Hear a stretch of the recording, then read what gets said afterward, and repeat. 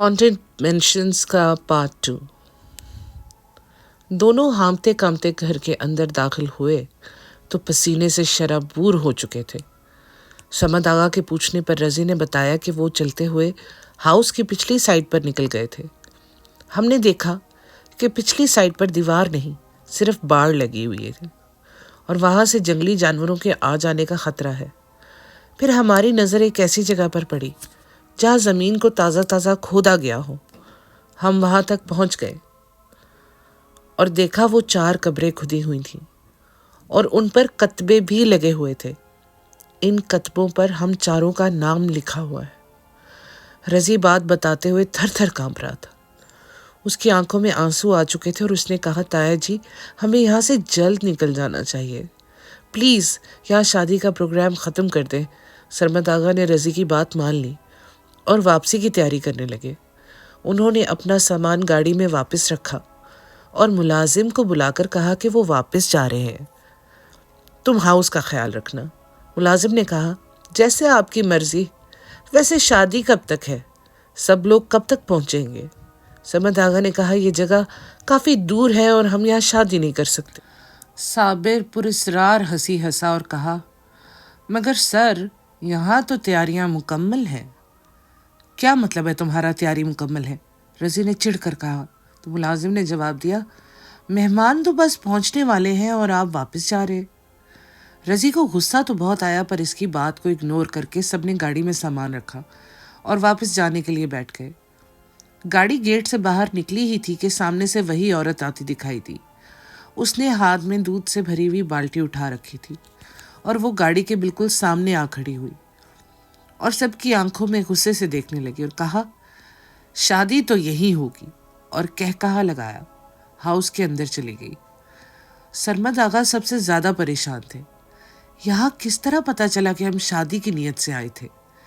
इतना कहना था औरत का कि गाड़ी रुक गई और लाख चाहने के बावजूद गाड़ी दोबारा स्टार्ट नहीं हो सकी। पेट्रोल भी ख़त्म होने को था।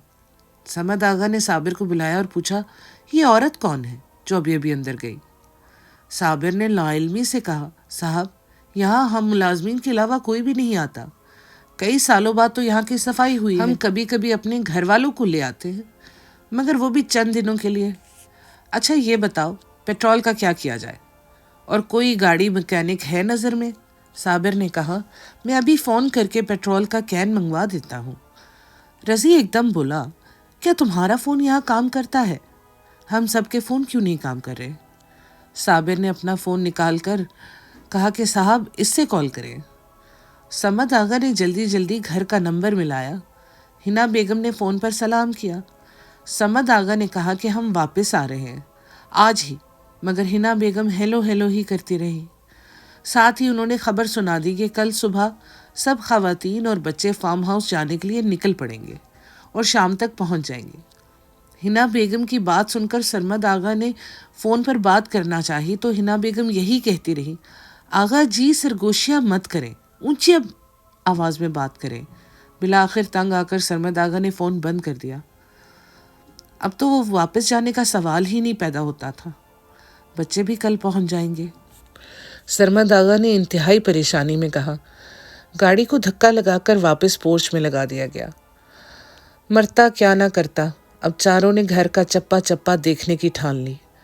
हाउस के दूसरे मुलाजमीन भी सामान लेकर वापस गए, जिससे सबको कुछ तसल्ली हुई। मुलाजमीन के साथ तमाम कमरों के लाउंज, वॉशरूम्स, गर्ज चप्पा चप्पा देखा गया। जो कब्रें रज़ी और साद को नज़र आई थी वो भी गायब हो गई थी। साद चलते चलते एक कमरे में गया। यहाँ आकर इसका दिमाग माउफ हो गया। सोचने समझने की सलाहियत ख़त्म हो चुकी हो जैसे। वो पागलों की तरह दीवारों को घूरता रहा। रज़ी भी इसे ढूंढते हुए इधर आ निकला। कमरे में घुसते ही रज़ी का भी यही हाल हो रहा था। रज़ी चारों तरफ घूम घूम कर दीवारों पर घूरता रहा। दोनों एक दूसरे से कुछ कह ही नहीं सके कि ऐसे कैसे हो सकता है। काफ़ी देर बाद समद और सरमद आगा भी इधर आ निकले। इन दोनों का हाल भी रज़ी और साद से मुख्तलिफ नहीं था। सरमद आगा ने सर पकड़ लिया और पास पड़े हुए बेड पर गिर पड़े। कमरे के चारों दीवारों पर زرین کی تصویریں بچپن سے لے کر اب تک کی اور جتنی سالگرہ اس کی زندگی میں آئی جو اس نے اپنے گھر میں منائی سب یہاں لگی ہوئی تھی۔ حیرت تو اس بات کی تھی کہ زرین کے علاوہ کوئی اور ان تصویروں میں نہیں تھا سوائے ایک دھندلے سائے کے۔ وہ تقریباً ہر تصویر میں دکھائی دے رہا تھا۔ سرمد آغا نے صمد آغا، رضی اور سعد سے کہا، یار کوئی ترکیب سوچو کہ ہم گھر والوں کو یہاں آنے سے روک سکیں۔ مجھے لگتا ہے کچھ برا ہونے والا ہے۔ مجھے یوں لگتا ہے کہ میں نے یہاں شادی کرنے کا فیصلہ کیا نہیں، مجھ سے کروایا گیا تھا۔ مجھے خود بھی محسوس ہو رہا تھا کہ ایسا ممکن نہیں۔ سب نے ایک مرتبہ پھر گھر فون ملانے کی کوشش کی پر وہی سگنل کا مسئلہ۔ سعد نے مشورہ دیا، اب تو تمام ملازم واپس آ چکے ہیں، ان میں سے کسی کا فون لے کر بات کر لیتے ہیں۔ اب یہاں کے پرانے ملازم کو بلایا گیا، اس کے فون سے نمبر ملایا، بیگم سلمان نے فون ریسیو کیا تو آواز بلند اور صاف تھی۔ صمد آغا نے خوشی خوشی بات کی اور صاف لفظوں میں منع کیا کہ آپ لوگ کل فارم ہاؤس میں مت آئیے گا۔ پوری بات کرنے کے بعد جب بیگم سلمان کا کوئی جواب نہیں آیا تو انہوں نے کان سے فون ہٹا کر دیکھا تو مکمل ڈیڈ ہو چکا تھا۔ بار بار آن کرنے کے باوجود موبائل دوبارہ کام کرنے کے قابل نہیں رہا۔ ملازم نے پراسرار سی مسکراہٹ میں کہا، صاحب فون کافی پرانا ہے، خراب رہتا ہے زیادہ تر، اور پیلے پیلے دانت نکال کر مسکرانے لگا۔ رضی کو اس کی مسکراہٹ کافی کھٹکنے لگی۔ رضی خاموشی سے اٹھا تاکہ دوسرے ملازم سے فون لے کر بات کی جائے اور دبے قدموں ملازموں کے احاطے میں گھس گیا۔ رضی کو عجیب سی اسمیل محسوس ہوئی۔ وہ جیسے جیسے آگے بڑھ رہا تھا اسمیل تیز ہوتی گئی۔ رضی نے ہاتھ دبا کر منہ پر رکھا۔ بدبو قریب ایک کمرے سے آ رہی تھی۔ رضی نے کمرے میں جھانک کر دیکھا، کمرے میں اندھیرا ہونے کی وجہ سے کچھ دکھائی نہیں دے رہا تھا۔ اس نے موبائل کی ٹارچ آن کی تو کمرے کے سائڈ پر ہڈیوں کا ڈھیر لگا ہوا تھا۔ غور کرنے پر رضی کا دماغ گھوم گیا۔ اس نے دیکھا یہ ہڈیاں انسانی جسم کی تھیں، قریب کچھ کٹے پھٹے کپڑے جو لازمی ان بد نصیبوں کے تھے جن کی ہڈیاں یہاں پڑی تھیں۔ رضی نے جلد 2-4 تصویریں کھینچ لی اور رضی بھاگتا ہوا واپس اپنے کمرے میں پہنچا تو وہی ملازم اسے دیکھ کر کہکہا لگا کر ہنسا اور واپس چلا گیا۔ رضی نے تمام ماجرا سب کو سنایا اور کہا، تایا جی ہم مکمل طور پر پھنس چکے ہیں۔ بجائے اس کے کہ ہم بے بسی کی موت مرے، ڈٹ کر مقابلہ کرنا ہے اور کیسے کرنا ہے ہمیں سوچنا پڑے گا۔ اس نے موبائل سے کھینچی ہوئی تصویریں سب کو دکھائیں تو رضی چاروں کی سٹی گم ہو گئی۔ انہوں نے دیکھا پہلی تصویر میں ہڈیوں کے ڈھیر کے پاس کوئی عورت بیٹھی ہوئی تھی، اس کے منہ میں بھی ہڈی تھی۔ دوسری تصویر میں وہ ڈر کر دیوار کے ساتھ ایسے چپکی ہوئی تھی کہ اس کی ٹانگیں زمین سے تقریباً 2 فٹ اونچی تھی اور اس کے منہ کے ساتھ خون لگا ہوا تھا۔ رضی نے کہا، اگر مجھے معلوم ہوتا تو میں شاید اس طرف کا رخ بھی نہ کرتا، اور میں پورے یقین سے کہہ سکتا ہوں کہ تمام ملازمین بھی انسانوں کے روپ میں جن ہی ہیں۔ رضی کی بات سے سب نے اتفاق کیا۔ سعد کے آنسو خوف اور ہراس سے لگاتار نکلنا شروع ہو گئے۔ جیسے جیسے رات قریب آتی گئی سب کی بے چینی بڑھنے لگی کہ صبح سب لوگ آ گئے تو کیسے سنبھال پائیں گے۔ اتنے میں صابر کھانا لے کر پہنچ گیا۔ چاروں نے صابر کا سر سے پیر تک جائزہ لیا۔ چاروں نے یہ بھی محسوس کیا کہ صابر زیادہ تر خاموش رہتا تھا۔ ٹھنڈ اور دن بھر کی تھکن سے بھوک کافی محسوس ہو رہی تھی۔ کھانے میں دال اور تندور کی روٹیاں تھیں۔ سعد نے کہا، یہاں تندور بھی ہے، حیرت ہے ہمیں نظر کیوں نہیں آیا۔ صابر نے مسکرا کر کہا، فارم ہاؤس سے باہر نکل کر تھوڑا گھومے پھرے، آپ کو نظر آ جائے گا۔ سب کو شدید بھوک محسوس ہو رہی تھی اور کھانا کھانے لگے۔ رضی کو کھانا کھانے کے دوران منہ میں کوئی سخت چیز محسوس ہوئی تو ہڈی تھی۔ اس نے ہڈی کو پلیٹ کی ایک سائڈ پر رکھ دیا۔ اچانک صمد آغا کی نظر پڑی تو وہ انسانی ہاتھ کی انگلی کی ہڈی تھی۔ انہوں نے ہڈی کا بغور جائزہ لیا اور یکدم کھانے سے ہاتھ روک کر ابکائیاں لینے لگے۔ باقی تینوں بھی سمجھ چکے تھے کہ انہیں انسانی گوشت کھانے کو دیا گیا۔ سمد آغا غصے کی حالت میں کھڑے ہوئے اور کہا کہ صابر کی خبر لینی چاہیے۔ انہوں نے صابر کو آواز دی لیکن وہ واپس نہیں آیا۔ چاروں ایک ساتھ پرعزم ارادے سے اٹھے کہ اس طرح سے سسک کر نہیں مرنا۔ اگر کل گھر والوں کا آنا نہ ہوتا تو ہم پیدل ہی گھر کو نکل جاتے۔ خیر ابھی تو صابر کی خبر لیتے ہیں۔ چاروں صابر کے کمرے کی جانب گئے۔ پورا فارم ہاؤس چھان مارا، کوئی ملازم صابر کے نام و نشان کا بھی نہیں تھا اور نہ ہی کچن میں کچھ پکانے کے اثرات نظر آ رہے۔ سمد آغا نے مشورہ دیا کہ ہم چاروں اس بات کی کانوں کان کسی کو خبر نہیں ہونے دیں گے، ہر وقت چاق و چوبند رہیں گے اور اس کمرے کو مکمل طور پر بند کر دیتے ہیں۔ شادی کے بعد ہم یہاں پولیس کی مدد سے سارا معاملہ چیک کروا لیں گے۔ بس سب مل کر دعا کرو یہاں 4 دن کا قیام امن اور سکون سے گزر جائے۔ پر ملازمین کے کمرے میں انسانی ہڈیوں کا کیا کام؟ چلو اب کل صبح ہاؤس سے باہر نکلیں گے اور آس پاس کے لوگوں سے کچھ مدد طلب کریں گے۔ میں تو اس بات سے پریشان ہوں کہ وہ عورت بہت دیکھی بھالی تھی تو مجھے یاد کیوں نہیں رہی۔ سعد کو بھوک محسوس ہوئی، اس نے کچن کا رخ کیا، شاید کچھ سامان مل جائے۔ اس نے دیکھا کچن صاف ستھرا اور کھانے پینے کی تمام چیزیں بڑے طریقے سے رکھی گئی تھیں۔ وہ سوچ میں پڑ گیا اتنا سامان یہاں کس نے رکھا ہوگا۔ ابھی وہ سوچ ہی رہا تھا کہ پیچھے کھڑا ملازم جیسے اس کی سوچ پڑ چکا تھا۔ اس نے کہا آپ لوگوں کی اطلاع ملتے ہی تمام سامان منگوایا گیا تھا۔ یار ایک بات تو بتاؤ، سعد نے ملازم سے پوچھا، یہ اتنی اطلاع دیتا کون تھا؟ اس نے پھر پیلے پیلے دانت نکال کر کہا، کوئی بندہ آیا تھا شہر سے بتانے۔ اچھا یہ بتاؤ صابر کہاں ہے؟ ملازم نے بتایا کہ اس کی موت ہو گئی تھی 10-12 سال پہلے۔ سعد کو اب ڈر کم اور غصہ زیادہ آنے لگا تھا۔ یہ کن بھول بھلیوں میں پڑ گئے ہم۔ سعد نے رضی کی مدد سے رات کا کھانا بنایا۔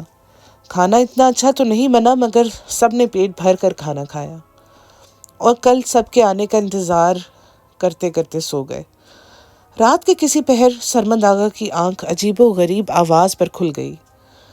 انہوں نے غور سے سننے کی کوشش کی اور اٹھ کر کھڑکی کے پاس آئے۔ سامنے جو منظر تھا وہ ناقابل قبول تھا۔ انہوں نے کھلی آنکھوں سے دیکھا زرین کی اپٹن کی رسم چل رہی تھی۔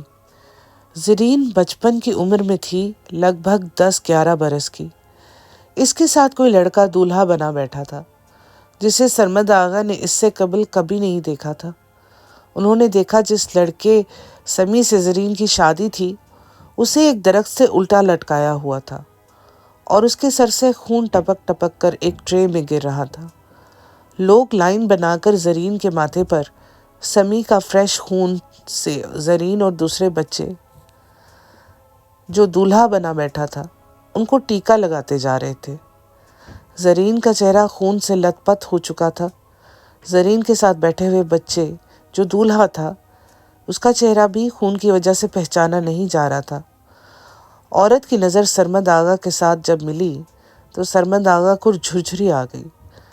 وہ کھڑکی سے ہٹ گئے اور اپنے بیڈ پر بیٹھ کر زاروں قطار رونے لگے اور اللہ سے دعا کی کہ اے میرے پروردگار، جو غلطی ہو گئی ہے مجھ سے تو معاف فرما، مجھے ایسی آزمائش میں مت ڈالنا کہ پورا نہ اتر سکوں۔